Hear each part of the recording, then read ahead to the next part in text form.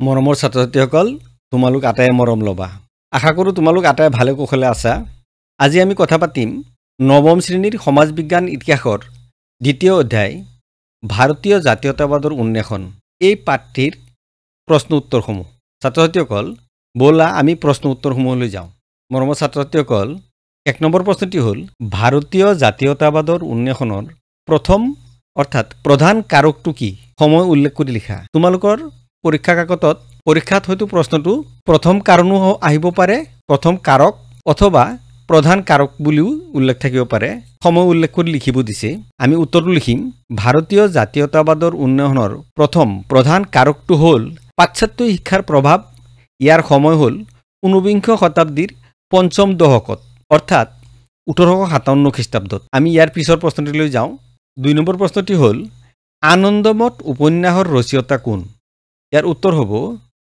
বঙ্কিমচন্দ্ৰ চট্টোপাধ্যায় মৰমৰ ছাত্ৰ-ছাত্ৰীসকল আমি 3 নম্বৰ প্ৰশ্নটিলৈ আহোঁ 3 নম্বৰ প্ৰশ্নটি হ'ব সাৰে জাহাঁ সে আচ্ছা গীতৰ গীতিকাৰ কোন আমি উত্তৰত লিখিম মোহাম্মদ ইকবাল ইয়াৰ পিছৰ প্ৰশ্নটি হ'ল ভাৰতত প্ৰথম ৰেল যাতায়াত কেতিয়া সূচনা হয় উত্তৰ লিখিম 1853 খ্ৰীষ্টাব্দত বোম্বাই আৰু থানেৰ মাজত এটো তোমালোকে জানা 1853 খ্ৰীষ্টাব্দত প্ৰথম ৰেল চলাচল কৰিছিল ইংৰাজসকলে প্ৰথম ৰেলৰ চলাচল কৰাইছিল হেতু হ'ল বোম্বেৰ পৰা থানেলৈকে ছাত্ৰ-ছাত্ৰীসকল আমি ইয়াৰ পিছৰ প্ৰশ্নটিলৈ আহোঁ 5 নম্বৰ প্ৰশ্ন হ'ল ভাৰতত প্ৰথম টেলিগ্ৰাফ ব্যৱস্থা কেতিয়া সূচনা হয় উত্তৰ হ'ব 1839 খ্ৰীষ্টাব্দত 6 নম্বৰ প্ৰশ্নটি হ'ল ভাৰতত প্ৰথম ছপাশাল কেতিয়া ক'ত স্থাপন হৈছিল আমি ইয়াৰ উত্তৰ লিখিম 1797 চনত শ্ৰীৰামপুৰত 7 নম্বৰ প্ৰশ্নটি হ'ল কলিকতাৰ প্ৰেসিডেন্সি কলেজ প্ৰথমে কি নামেৰে ক'ত প্ৰতিষ্ঠা হৈছিল ইয়াৰ উত্তৰ লিখিম 1817 চনত হিন্দু কলেজ নামেৰে 8 নম্বৰ প্ৰশ্নটি হ'ল লৰ্ড উইলিয়াম বেন্টিংকৰ দুটা উল্লেখযোগ্য সমাজ সংস্কাৰৰ বিষয়ে লিখা উত্তৰ হ'ব প্ৰথম সতীদাহ প্ৰথা আইন প্ৰক্ৰিয়াৰে বিলুপ্তি ঘটোৱা 2 নম্বৰ স্ত্ৰী শিক্ষাৰ বিস্তাৰ সাধন কৰা 9 নম্বৰ প্ৰশ্নটি হ'ল ভাৰতীয় সংবাদপত্ৰৰ ইতিহাসৰ প্ৰথমখন বাতৰি কাকত কি আমি ইয়াৰ উত্তৰ লিখিম বেংগল গেজেট মৰমৰ ছাত্ৰ-ছাত্ৰীসকল এতিয়া আমি ভাৰতীয় জাতীয়তাবাদৰ উন্মেষণ এই পাঠটিৰ বিশদ উত্তৰসমূহ অৰ্থাৎ অলপ দীঘলীয়া প্ৰশ্নৰ উত্তৰসমূহ আলোচনা কৰিম বলা আমি প্ৰথম প্ৰশ্নটিলৈ যাওঁ সিপাহী বিদ্ৰোহে কেনেকৈ জাতীয়তাবাদৰ উন্মেষণ ঘটাইছিল চমুকৈ লিখা ইয়াৰ উত্তৰ আমি এনেকৈ লিখিম 1857 চনৰ সিপাহী বিদ্ৰোহ ভাৰতত ব্ৰিটিছ শাসনৰ বিৰুদ্ধে প্ৰথম বৃহৎ সংগঠিত প্ৰতিৰোধ আছিল এই বিদ্ৰোহৰ মূলতে ইষ্ট ইণ্ডিয়া কোম্পানীৰ শোষণ আৰু অত্যাচাৰৰ বিৰুদ্ধে ক্ষোভ আছিল বিদ্ৰোহীসকলে মোগল সম্ৰাটক পুনৰ সিংহাসনত বহুৱাবলৈ চেষ্টা কৰিছিল যিয়ে এক প্ৰকাৰৰ ৰাজনৈতিক মুক্তিৰ আশংকা প্ৰকাশ কৰিছিল যদিও বিদ্ৰোহ দমন কৰা হৈছিল ই ভাৰতীয় জনগণৰ মাজত জাতীয় চেতনা জাগ্ৰত কৰিছিল পাশ্চাত্য শিক্ষাৰ প্ৰভাৱত শিক্ষিত ভাৰতীয়সকলে শোষণ আৰু অন্যায়ৰ বিৰুদ্ধে যুক্তিৰে বিচাৰ কৰিবলৈ শিকিছিল এই নৱচেতনাই সমাজ আৰু মাতৃভূমিৰ প্ৰতি দায়বদ্ধতাৰ ভাৱ জগাইছিল যাক জাতীয়তাবাদৰ উন্মেষ বুলি কোৱা হয় ছাত্ৰ-ছাত্ৰীসকল 2 নম্বৰ প্ৰশ্নটি হ'ল উদৰ প্ৰেৰণ পত্ৰৰ মূল উদ্দেশ্য কি আছিল লিখা আমি ইয়াৰ উত্তৰ লিখিম প্ৰাথমিকৰ পৰা বিশ্ববিদ্যালয় পৰ্যায়লৈ শিক্ষা বিস্তাৰৰ এক সংহত আঁচনি নিৰ্ধাৰণ কৰা নিম্ন স্তৰত দেশীয় ভাষা আৰু উচ্চ স্তৰত ইংৰাজী ভাষাৰে শিক্ষা প্ৰদানৰ ব্যৱস্থা কৰা মেধাৱী ছাত্ৰ-ছাত্ৰীক বৃত্তি আৰু শিক্ষানুষ্ঠান চৰকাৰী অনুদানৰ ব্যৱস্থা কৰা প্ৰতিখন প্ৰদেশত শিক্ষা বিভাগ খোলাৰ পৰামৰ্শ দিয়া একেটা আছিল উদৰ প্ৰেৰণ পত্ৰৰ মূল উদ্দেশ্য ছাত্ৰ-ছাত্ৰীসকল এতিয়া আমি 3 নম্বৰ প্ৰশ্নটিলৈ আহোঁ ভাৰতীয় জাতীয় জাগৰণ গঢ়ি তোলাত মুখ্য ভূমিকা লোৱা 6টা কাৰকৰ বিষয়ে লিখা 6টা মূল কাৰকৰ বিষয়ে লিখিব দিছে ভাৰতীয় জাতীয় জাগৰণ কি কাৰণত গঢ় লৈছিল আমি উত্তৰ লিখিম পাশ্চাত্য শিক্ষা প্ৰথম কাৰকটো হ'ল পাশ্চাত্য শিক্ষা শিক্ষিত ভাৰতীয়সকলৰ মাজত জাতীয় চেতনাৰ বিকাশ ঘটিছিল উদাহৰণস্বৰূপ ঈশ্বৰচন্দ্ৰ গুপ্তৰ স্বদেশ প্ৰেমৰ কবিতাই দেশ প্ৰেম জগাইছিল 2 নম্বৰত আছে যাতায়াত ব্যৱস্থাৰ উন্নতি 1839ত গ্ৰেণ্ড ট্ৰাংক ৰোড আৰু 1853ত ৰেল যোগাযোগে ভাৰতীয়সকলৰ মাজত একতাৰ ভাৱ গঢ়ি তুলিছিল সামাজিক সংস্কাৰক ৰাজা ৰামমোহন ৰায়ে কুসংস্কাৰৰ বিৰুদ্ধে লৰ্ড বেন্টিংকৰ সৈতে কাম কৰি নৱজাগৰণৰ সূচনা কৰিছিল ধৰ্মীয় সংস্থা ৰামকৃষ্ণ মিছন আৰু আৰ্য সমাজে স্বদেশ প্ৰেম আৰু আধ্যাত্মিকতাৰ ভাৱ বিকশিত কৰিছিল ইয়াৰ পিছৰ কাৰকটি হ'ল ভাৰতীয় জাতীয় কংগ্ৰেছ 1885 খ্ৰীষ্টাব্দত প্ৰতিষ্ঠিত এই সংগঠনে জাতীয়তাবাদক এক বাস্তৱ ৰূপ দিছিল। বাতৰি কাকত বেংগল গেজেটৰ দৰে কাকতৰ জৰিয়তে ইংৰাজ শাসনৰ সমালোচনা কৰি জনমত গঢ়িছিল। 4 নম্বৰ প্ৰশ্নটি হ'ল ভাৰতীয় জাতীয় জাগৰণ গঢ়ি তোলাত পাশ্চাত্য শিক্ষাৰ 4টা প্ৰভাৱৰ বিষয়ে লিখা। উত্তৰ 1854ত চাৰ্লছ উডৰ প্ৰেৰণ পত্ৰৰ জৰিয়তে প্ৰাথমিকৰ পৰা বিশ্ববিদ্যালয় পৰ্যায়লৈ আধুনিক শিক্ষাৰ ভেটি স্থাপন হৈছিল।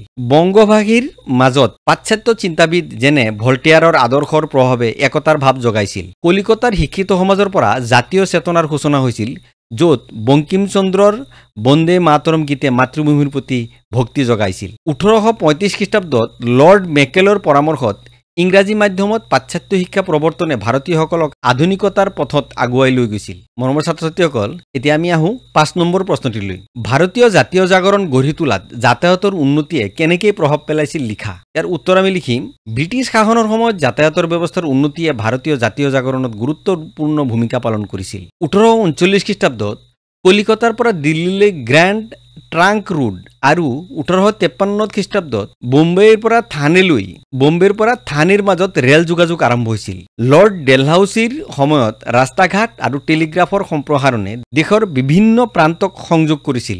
এই উন্নত যোগাযোগে ভাৰতীয়সকলৰ মাজত পাৰস্পৰিক সংযোগ বৃদ্ধি কৰি জাতীয়তাবাদী ভাৱধাৰাৰ বিকাশত সহায় কৰিছিল। 6 নম্বৰ প্ৰশ্নটি হ'ল ভাৰতীয় জাতীয় জাগৰণ গঢ়ি তোলাত ৰাজা ৰামমোহন ৰায়ৰ অৱদানৰ বিষয়ে লিখা। উত্তৰ ৰাজা ৰামমোহন ৰায় ভাৰতত নৱজাগৰণৰ পথিকৃৎ আছিল। তেওঁ পাশ্চাত্য, ইছলাম আৰু প্ৰাচীন ভাৰতীয় সংস্কৃতিৰ জ্ঞানৰ সমন্বয়ে হিন্দু ধৰ্মক সংস্কাৰ কৰিছিল। উপনিষদৰ অনুবাদৰ জৰিয়তে তেওঁ কুসংস্কাৰৰ বিৰুদ্ধে সচেতনতা গঢ়িছিল। সতীদাহ প্ৰথা বিলুপ্তিৰ বাবে লৰ্ড বেণ্টিংকৰ সৈতে কাম কৰাৰ লগতে বিধৱা বিবাহ আৰু স্ত্ৰী শিক্ষাৰ পোষকতা কৰিছিল। ৰাজনৈতিকভাৱে তেওঁ উদাৰ শাসনৰ দাবী জনাইছিল আৰু 1833 খ্ৰীষ্টাব্দত ব্ৰিটিছ পাৰ্লিয়ামেণ্টত ভাৰতীয়ৰ হকে সাক্ষ্য দিছিল। 7 নম্বৰ প্ৰশ্নটি হ'ল ভাৰতীয় জাতীয় জাগৰণ গঢ়ি তোলাত দয়ানন্দ সৰস্বতীৰ অৱদানৰ বিষয়ে লিখা। উত্তৰ স্বামী দয়ানন্দ সৰস্বতীয়ে আৰ্য সমাজ প্ৰতিষ্ঠা কৰি হিন্দু সমাজৰ সংস্কাৰত ভূমিকা লৈছিল। তেওঁ বেদক প্ৰকৃত ধৰ্মৰ উৎস বুলি প্ৰচাৰ কৰি মূৰ্তি পূজা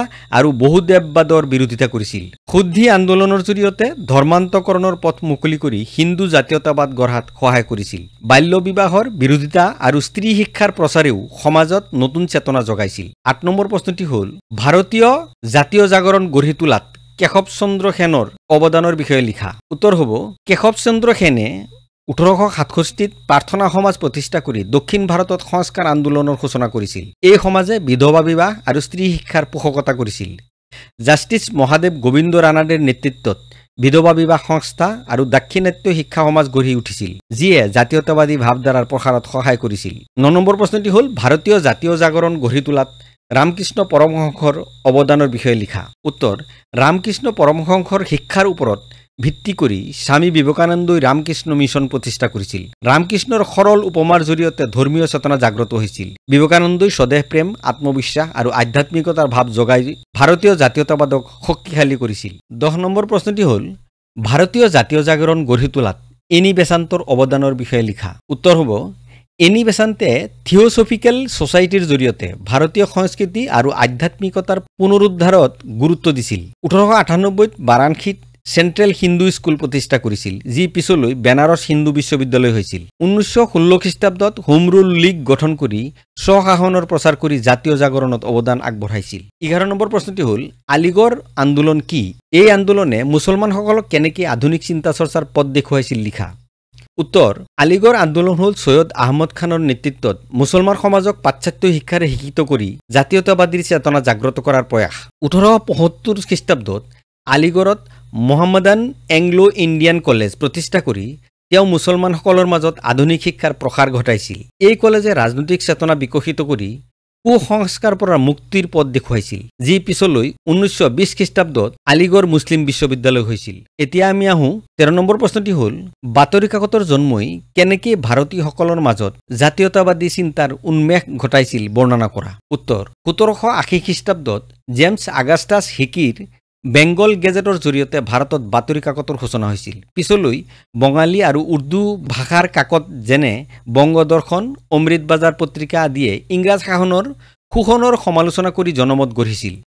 এই কাকতসমূহে স্বদেশী ভাৱধাৰা আৰু স্বাধীনতাৰ আকাংক্ষা জাগ্ৰত কৰি জাতীয়তাবাদৰ বিকাশত সহায় কৰিছিল। ইয়াৰ পিছৰ প্ৰশ্নটি হ'ল ভাৰতীয় জাতীয় কংগ্ৰেছৰ জন্মৰ ইতিহাস সম্পৰ্কে এটি চমু টোকা লিখা। উত্তৰ ভাৰতীয় জাতীয় কংগ্ৰেছৰ জন্ম হৈছিল 1885 চনত। ইয়াৰ প্ৰতিষ্ঠাতা আছিল এলান অক্টেভিয়ান হিউম। 1883 খ্ৰীষ্টাব্দত তেওঁ কলিকতা বিশ্ববিদ্যালয়ৰ ছাত্ৰসকলক দেশ সেৱাৰ আহ্বান জনাইছিল। 1885 চনৰ 28 ডিচেম্বৰত মুম্বাইত 72 জন প্ৰতিনিধিৰ সৈতে এক মহাসভাৰ জৰিয়তে কংগ্ৰেছ গঠন হৈছিল, য'ত উমেশ চন্দ্ৰ বন্দ্যোপাধ্যায় সভাপতি আছিল। 15 নম্বৰ প্ৰশ্নটি হ'ল ভাৰতীয় জাতীয় কংগ্ৰেছৰ কাৰ্যাৱলী আৰু বিকাশ সম্পৰ্কে চমুকে লিখা। 1885 চনত প্ৰতিষ্ঠিত কংগ্ৰেছে ইংৰাজ শাসনৰ বিৰুদ্ধে জনজাগৰণ আৰু ভাৰতীয় ঐক্যৰ লক্ষ্য আছিল। 1890 চনত সুৰেন্দ্ৰনাথ বন্দ্যোপাধ্যায়ৰ নেতৃত্বত ইংলেণ্ডলৈ দল পঠিওৱা হৈছিল, কিন্তু সফলতা পোৱা নাছিল। 1905 চনত নৰমপন্থী আৰু 1907 চনত চৰমপন্থী শিবিৰৰ সৃষ্টি হৈছিল, য'ত তিলক অৰ্থাৎ বাল গংগাধৰ তিলক, লাজপত ৰায়, লালা লাজপত ৰায় আদি নেতা আছিল। এনেদৰে কংগ্ৰেছ বিকশিত হৈ স্বাধীনতা সংগ্ৰামৰ মূল শক্তি হৈছিল। ছাত্ৰ ছাত্ৰীসকল, আমি ইয়াত কিছু অতিৰিক্ত চমু প্ৰশ্ন উত্তৰৰ বিষয়ে আলোচনা কৰিম। 1 নম্বৰ প্ৰশ্নটি হ'ল কোনে পোনপ্ৰথমে স্বদেশ প্ৰেম কবিতা ৰচি দেশবাসীৰ অন্তৰত দেশপ্ৰেম জগাই তুলিছিল? উত্তৰ হ'ব ঈশ্বৰচন্দ্ৰ গুপ্তই। 2 নম্বৰ প্ৰশ্নটি হ'ল বন্দে মাতৰম কোনখন উপন্যাসৰ পৰা লোৱা হৈছে? উত্তৰ হ'ব আনন্দ মঠ। 3 নম্বৰ প্ৰশ্নটি হ'ল কলিকতাৰ পৰা দিল্লীলৈ গ্ৰেণ্ড ট্ৰাংক ৰোড কেতিয়া নিৰ্মাণ কৰা হৈছিল? উত্তৰ হ'ব 1839 খ্ৰীষ্টাব্দত। কিমান খ্ৰীষ্টাব্দত মাদ্ৰাজত ৰেলপথ নিৰ্মাণৰ কাম আৰম্ভ কৰিছিল? উত্তৰ হ'ব 1854 খ্ৰীষ্টাব্দত। 5 নম্বৰ প্ৰশ্নটি হ'ল অসমত ৰেল যোগাযোগ ব্যৱস্থা কেতিয়াৰ পৰা হয়? উত্তৰ হ'ব 1883 খ্ৰীষ্টাব্দত অসমত শদিয়াৰ পৰা ডিব্ৰুগড়লৈ ৰেল যোগাযোগ আৰম্ভ হয়। 6 নম্বৰ প্ৰশ্নটি হ'ল কিমান খ্ৰীষ্টাব্দত কলিকতা আৰু ডায়মণ্ড হাৰবাৰৰ মাজত বেচৰকাৰী খণ্ডত প্ৰথমটো টেলিগ্ৰাফ ব্যৱস্থা বহুওৱা হৈছিল? উত্তৰ হ'ব 1839 খ্ৰীষ্টাব্দত। 7 নম্বৰ প্ৰশ্নটি হ'ল কোনে আৰু কেতিয়া টেলিগ্ৰাফ ব্যৱস্থাক চৰকাৰী নিয়ন্ত্ৰণলৈ আনিছিল? উত্তৰ হ'ব লৰ্ড ডেলহাউছিয়ে 1851 খ্ৰীষ্টাব্দত। 8 নম্বৰ প্ৰশ্নটি হ'ল ভাৰতীয় সমাজলৈ নৱচেতনা বোৱাই অনা প্ৰথমজন ব্যক্তি কোন আছিল? ইয়াৰ উত্তৰ হ'ব ৰাজা ৰামমোহন ৰায়। 9 নম্বৰ প্ৰশ্নটি হ'ল ব্ৰাহ্ম সমাজ প্ৰতিষ্ঠাতা কোন? ইয়াৰ উত্তৰ হ'ব ৰাজা ৰামমোহন ৰায়। 10 নম্বৰ প্ৰশ্নটি হ'ল কিমান খ্ৰীষ্টাব্দত ব্ৰাহ্ম সভা নামৰ এটা অনুষ্ঠান স্থাপন কৰিছিল? এই সভাই পিছলৈ কি নামেৰে বিখ্যাত হৈ পৰে? 1828 চনত ব্ৰাহ্ম সভা নামৰ এটা অনুষ্ঠান ৰাজা ৰামমোহন ৰায়ে স্থাপন কৰিছিল। এই ব্ৰাহ্ম সভাই পিছলৈ ব্ৰাহ্ম সমাজ নামেৰে বিখ্যাত হৈ পৰে। 11 নম্বৰ প্ৰশ্নটি হ'ল সতীদাহ প্ৰথা কোনে নিষিদ্ধ ঘোষণা কৰিছিল? উত্তৰ হ'ব ৰাজা ৰামমোহন ৰায়ৰ সহযোগত গভৰ্ণৰ জেনেৰেল উইলিয়াম বেণ্টিংকে সতীদাহ প্ৰথা নিষিদ্ধ বুলি ঘোষণা কৰিছিল। 12 নম্বৰ প্ৰশ্নটি হ'ল কিমান চনত আৰু ক'ত হিন্দু কলেজ প্ৰতিষ্ঠা কৰিছিল? উত্তৰ 1817 খ্ৰীষ্টাব্দত কলিকতাত, অৰ্থাৎ প্ৰেচিডেন্সি কলেজ আছিল, সেইটোৰ নাম প্ৰথম নাম আছিল প্ৰেচিডেন্সি কলেজ। প্ৰেচিডেন্সি কলেজৰ আগৰ নাম কি আছিল? উত্তৰ হ'ব হিন্দু কলেজ। 14 নম্বৰ প্ৰশ্নটি হ'ল আধুনিক ভাৰতৰ জন্মদাতা কোন? উত্তৰ হ'ল ৰাজা ৰামমোহন ৰায়। 15 নম্বৰ প্ৰশ্নটি হ'ল কাক প্ৰথমগৰাকী জাতীয়তাবাদী বুলি কোৱা হয়? উত্তৰ হেনৰী ভিভিয়ান ডেৰজিয়ক। 16 নম্বৰ প্ৰশ্নটি হ'ল আৰ্য সমাজৰ ধৰ্মান্তকৰণ ব্যৱস্থাটোৰ নাম কি? উত্তৰ হ'ব শুদ্ধিকৰণ। 17 নম্বৰ প্ৰশ্নটি হ'ল কোনে শুদ্ধিকৰণ ব্যৱস্থাটো প্ৰচলন কৰিছিল? উত্তৰ স্বামী দয়ানন্দ সৰস্বতীয়ে। 18 নম্বৰ প্ৰশ্ন হ'ল প্ৰাৰ্থনা সমাজৰ নেতৃত্বত কোনে গ্ৰহণ কৰিছিল? উত্তৰ জাষ্টিছ মহাদেৱ গোবিন্দ ৰানাডে। 19 নম্বৰ প্ৰশ্নটি হ'ল কি কাৰণে নৈশ বিদ্যালয় স্থাপন কৰা হৈছিল? নিৰক্ষৰ আৰু অনুন্নত জাতিক শিক্ষা দিবৰ কাৰণে নৈশ বিদ্যালয় স্থাপন কৰা হৈছিল। 20 নম্বৰ প্ৰশ্নটি হ'ল কাৰ মতবাদক কেন্দ্ৰ কৰি ৰামকৃষ্ণ মিছন গঢ়ি উঠিছিল? উত্তৰ ৰামকৃষ্ণ পৰমহংসৰ মতবাদক কেন্দ্ৰ কৰিয়ে ৰামকৃষ্ণ মিছন গঢ়ি উঠিছিল। ৰামকৃষ্ণ মিছনৰ প্ৰতিষ্ঠাতা কোন আছিল? উত্তৰ স্বামী বিবেকানন্দ। স্বামী বিবেকানন্দৰ প্ৰকৃত নাম কি আছিল? উত্তৰ নৰেন্দ্ৰনাথ বিশ্বনাথ দত্ত। ছাত্ৰ ছাত্ৰীসকল, তোমালোকে এইটো মনত ৰাখিবা, এইটো এটা দৰকাৰী প্ৰশ্ন। স্বামী বিবেকানন্দৰ প্ৰকৃত নাম নৰেন্দ্ৰনাথ বিশ্বনাথ দত্ত। 23 নম্বৰ প্ৰশ্নটি হ'ল কিমান চনত আৰু ক'ত স্বামী বিবেকানন্দৰ জন্ম হৈছিল? উত্তৰ 1863 চনৰ 12 জানুৱাৰী তাৰিখে কলিকতা চহৰত। 24 নম্বৰ প্ৰশ্নটি হ'ল স্বামী বিবেকানন্দৰ মৃত্যু চনটো লিখা। উত্তৰ 4 জুলাই 1902 কলিকতাত। 25 নম্বৰ প্ৰশ্নটি হ'ল আমেৰিকাৰ চিকাগো চহৰত অনুষ্ঠিত বিশ্ব ধৰ্ম সমাজত কোনে তেজস্বী ভাষণ দিছিল? উত্তৰ হ'ব 1893 খ্ৰীষ্টাব্দত স্বামী বিবেকানন্দই। 26 নম্বৰ প্ৰশ্নটি হ'ল এনি বেচাণ্ট কোন দেশৰ মহিলা আছিল? উত্তৰ আয়াৰলেণ্ডৰ। ইয়াৰ পিছৰ প্ৰশ্নটি হ'ল এনি বেচাণ্টে প্ৰতিষ্ঠা কৰা স্কুলখনৰ নাম কি? উত্তৰ 1818 খ্ৰীষ্টাব্দত বাৰাণসীত এনি বেচাণ্টে প্ৰতিষ্ঠা কৰা স্কুলখনৰ নাম হ'ল চেণ্ট্ৰেল হিন্দু স্কুল। 28 নম্বৰ প্ৰশ্নটি হ'ল চেণ্ট্ৰেল হিন্দু কলেজখন পিছলৈ কি নামেৰে পৰিচিত হয়? উত্তৰ 1916 খ্ৰীষ্টাব্দত মদন মোহন মালব্যৰ পৃষ্ঠপোষকতাত বেনাৰসত হিন্দু বিশ্ববিদ্যালয় নামে পৰিচিত হয় 29 নম্বৰ প্ৰশ্নটি হ'ল হোম ৰুল লীগ কোনে কেতিয়া প্ৰতিষ্ঠা কৰিছিল উত্তৰ 1916 খ্ৰীষ্টাব্দত এনি বেসান্তে হোম ৰুল লীগ প্ৰতিষ্ঠা কৰিছিল 30 নম্বৰ প্ৰশ্নটি হ'ল ভাৰতৰ জাতীয় কংগ্ৰেছৰ প্ৰথম মহিলা সভাপতি কোন আছিল উত্তৰ এনি বেসান্ত 1917 চনত ইয়াৰ পিছৰ প্ৰশ্নটি হ'ল Aligarh Madan Mohan Anglo Indian college কোনে আৰু কেতিয়া প্ৰতিষ্ঠা কৰিছিল উত্তৰ 1875 খ্ৰীষ্টাব্দত ছাৰ সৈয়দ আহমদ খানে আলিগড় মোহাম্মদান এংলো ইণ্ডিয়ান কলেজখন প্ৰতিষ্ঠা কৰিছিল 32 নম্বৰ প্ৰশ্নটি হ'ল আলিগড় মোহাম্মদান এংলো ইণ্ডিয়ান কলেজখন পিছলৈ কি নামেৰে পৰিচিত হয় উত্তৰ 1920 খ্ৰীষ্টাব্দত এই কলেজখন আলিগড় মুছলিম বিশ্ববিদ্যালয় নামেৰে পৰিচিত হয় 33 নম্বৰ প্ৰশ্নটি হ'ল বেংগল গেজেট কাৰ প্ৰচেষ্টাত প্ৰকাশিত হৈছিল আমি উত্তৰ লিখিম 1780 খ্ৰীষ্টাব্দত জেমছ আগাস্টাছ হিক্কিৰ দ্বাৰা প্ৰথমখন ইংৰাজী ভাষাত সংবাদপত্ৰ বেংগল গেজেট প্ৰকাশিত হৈছিল ইয়াৰ পিছৰ প্ৰশ্নটি হ'ল কোনখন আইনৰ যোগেদি বাতৰি কাকতৰ ওপৰত বাধা নিষেধ আৰোপ কৰা হৈছিল উত্তৰ 1799 খ্ৰীষ্টাব্দত প্ৰেছ ৰেগুলেশ্যন প্ৰয়োগৰ যোগেদি লৰ্ড ৱেলেছলিয়ে ভাৰতীয় কাকতৰ ওপৰত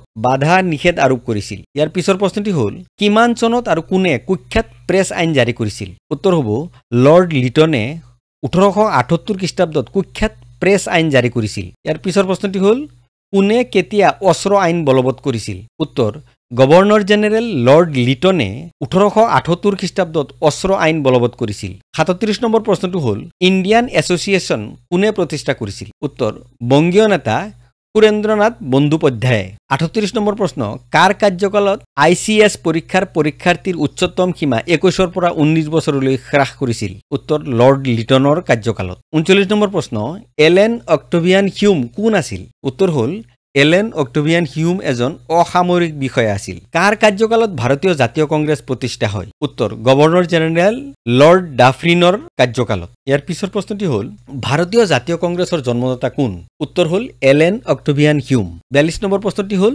ভাৰতীয় জাতীয় কংগ্ৰেছ কেতিয়া প্ৰতিষ্ঠা হয় উত্তৰ 1885 খ্ৰীষ্টাব্দৰ 28 ডিচেম্বৰত 43 নম্বৰ প্ৰশ্নটি হ'ল 1905 চনত বাৰাণসীত অনুষ্ঠিত হোৱা জাতীয় কংগ্ৰেছ সভাত কোনে সভাপতিত্ব কৰিছিল উত্তৰ হ'ল গোপাল কৃষ্ণ গোখলে 44 নম্বৰ প্ৰশ্নটি হ'ল 1906 খ্ৰীষ্টাব্দত অনুষ্ঠিত হোৱা কলিকতা জাতীয় কংগ্ৰেছ অধিৱেশনত কোনে সভাপতিত্ব কৰিছিল উত্তৰ দাদাভাই নৰজি 45 নম্বৰ প্ৰশ্ন কিমান খ্ৰীষ্টাব্দত চৰমপন্থী নেতাসকলে মূল জাতীয় কংগ্ৰেছ দলৰ পৰা আঁতৰি আহিছিল উত্তৰ 1916 চনত 46 নম্বৰ প্ৰশ্নটি হ'ল ভাৰতীয় জাতীয় কংগ্ৰেছৰ প্ৰথম সভাপতি কোন আছিল উত্তৰ কলিকতাৰ বেৰিষ্টাৰ উমেশ চন্দ্ৰ বন্দ্যোপাধ্যায় 47 নম্বৰ প্ৰশ্নটি হ'ল ইংলেণ্ডৰ সাধাৰণ নিৰ্বাচনত জয়লাভ কৰা প্ৰথমজন ভাৰতীয়ৰ নাম কি আছিল উত্তৰ দাদাভাই নৰজি 48 নম্বৰ প্ৰশ্ন হ'ল নৰজিৰ দৃষ্টিত স্বৰাজ মানে কি আছিল উত্তৰ স্বায়ত্ত শাসনৰ এটা ৰূপ